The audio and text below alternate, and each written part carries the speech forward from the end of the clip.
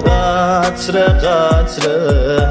اشک چشمم میچکد با نم نم باران به دامن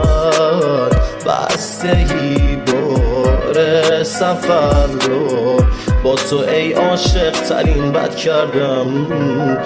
نصف شب میشینم اینجا تنها بی تو بگو چطوری میگذرونی تنهایی تو نصف شب میشه فقط درد و بلا بی تو میس میکنم ناز کردن موهای طلایی تو نصف شب من و تو کف همین بی تو من چی میخوام آخر کف زمین نصف شب خودم و اینقدر بالا میبینم که تو هم از پایین برام کف زمین تو لباس عروسی قشنگ بود تو دوست نداری تن مجسمه میکنم تو رسیدیم با هم دور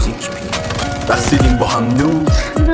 زیباترین دختر دنیا تو قلم بود رقصیدیم با هم نور تا صدا اومد از تو کارگاه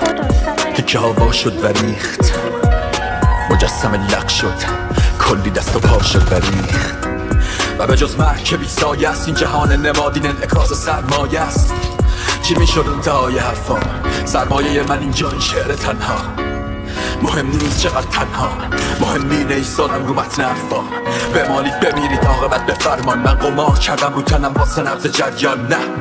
نوشتم زنده باد انسان زنده باد اختراع و امکان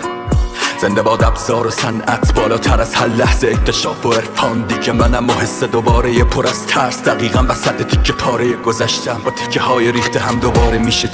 چیدم این بار کسی آه نمیکشید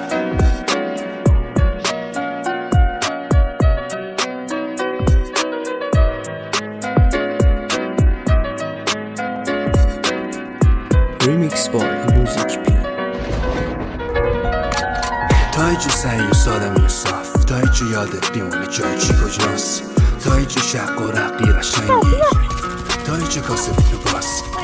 تا جایی داری و سلش و سر و صورتت تو مرتب کنی جلو آینه تا جایی داری یاد محبت به اون که هر روز زندگی تو رو قایده یه روز میرسی